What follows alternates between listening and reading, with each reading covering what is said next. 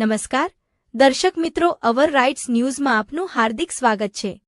લોક જાગૃતિના ભાગરૂપે દક્ષિણ ઝોનના અલગ અલગ વિસ્તારોમાં વોર્ડ નંબર 16, 17, 18 તથા 19ના સંયુક્ત પ્રયાસો તેમજ રેલવેના કર્મચારી, સ્ટ્રીટ વેન્ડર આ બધાના સંયુક્ત પ્રયાસોથી મશાલ રેલી, હ્યુમન ચેન અને સ્વચ્છતા શપથનું સુંદર આયોજન કરવામાં આવ્યું હતું, જેનો મુખ્ય હેતુ લોકોમાં સ્વચ્છતાને લઈને જાગૃતિ લાવવાનો છે।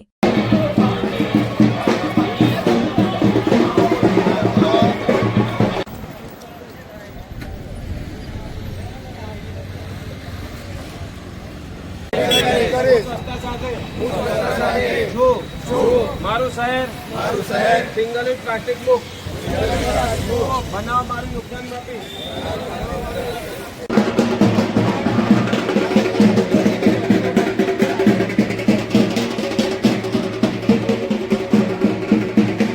आज लोक जागृतिना भागरूप मशाल रेलीનું आयोजन કરવામાં આવ્યું હતું। દક્ષિણ ઝોનના વોર્ડ નંબર 16, 17, 18, 19ના તમામ સંયુક્ત પ્રયાસો, લોકોની લોક ભાગીદારી, રેલવેના કર્મચારીઓ, આપણા સ્ટ્રીટ વેન્ડર્સ આ બધાના સંયુક્ત પ્રયાસોથી આજે વોર્ડ નંબર 17ના વિસ્તારની અંદર એક જનજાગૃતિના ભાગરૂપ મશાલ રેલી, હ્યુમન ચેન અને સ્વચ્છતા શપથ તમામ લેવડાવી અને લોકોને જાગૃતિ લાવી અને સ્વચ્છતા તરફ પ્રેરિત કરવામાં આવેલ છે।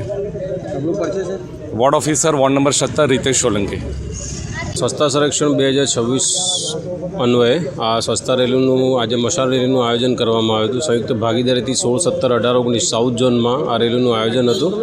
આ રેલીનું આયોજન એટલા માટે હતું કે લોકો જે રાતના ટાઈમે રસ્તા ઉપર કચરો ફેંકી દે છે, એ જગ્યાએ અમારી જે ડોર ટુ ડોર ગાડીઓ છે એમાં સૂકો અને ભીનો કચરો અલગ કરીને ડોર ટુ ડોર ગાડીમાં જ આપે, રસ્તા ઉપર કોઈ ગંદકી ફેલાવે નહીં, જેથી કરીને આપણે સ્વાસ્થ્ય ખરાબ ના થાય, લોકોને રોગચાળો ના ફેલાય, એટલા માટે આ સ્વચ્છતા રેલીનું આયોજનનું હાથ ધરાયું હતું।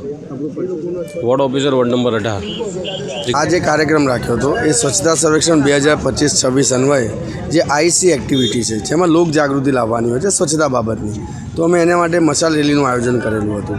મશાલ રેલીનું માનવ સાંકળનું આ મશાલ રેલીનું આયોજન એટલા માટે રાખવામાં આવ્યું હતું કે ભાઈ ગુજરાતીમાં કહેવાય કે ઊંડા અંધારેથી પ્રભુ પરમ તેજે તું લઈ જાય, અંધકાર એટલે અંધારું।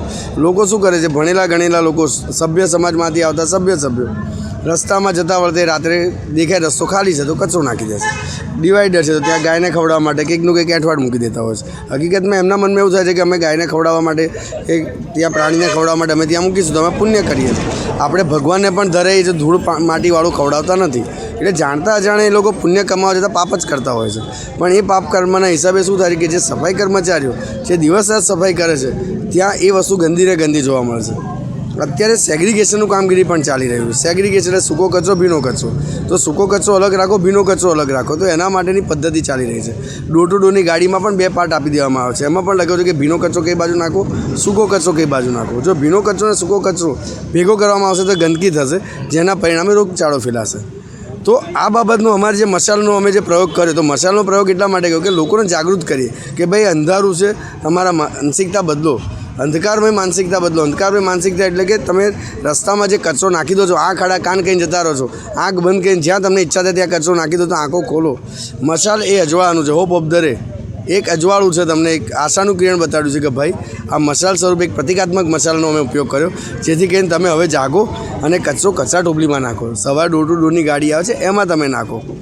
જો તમને કંઈ પ્રોબ્લેમ છે તો કોર્પોરેશનનો સંપર્ક કરો, સેનિટરી ડિપાર્ટમેન્ટ 24/7 એમના માટે તત્પર છે, પરંતુ રસ્તા બગાડો નહીં, કારણ કે રસ્તામાં થતી ગંદકી, ફેલાતી ગંદકી એ માત્ર રોગચાળાનું કારણ અને સ્વરૂપ બને છે, જેને અટકાવવા માટે આપણા બાળકોનું ભવિષ્ય સુધારવા માટે, લોકોનું ભવિષ્ય સુધારવા માટે, લોકોનું સ્વાસ્થ્ય સુધારવા માટે, વડોદરા શહેરને સુંદર, સ્વચ્છ અને સ્વસ્થ બનાવવા માટે જે વડોદરા મ્યુનિસિપલ કોર્પોરેશનના માનનીય મ્યુનિસિપલ કમિશનરશ્રીનો જે ભગીરથ પ્રયાસ છે તેને વધુ સુદૃઢ અને સુચારુ રૂપે, પારદર્શી રૂપે પાર પાડવા માટે સૌ લોકો જોડાય એના માત્ર આશયથી અત્યારે રાત્રિમાં મશાલ રેલીનું આયોજન કરવામાં આવેલું આ પરમદાડે શિવરાત્રી છે એના વિશે શું કહેવું?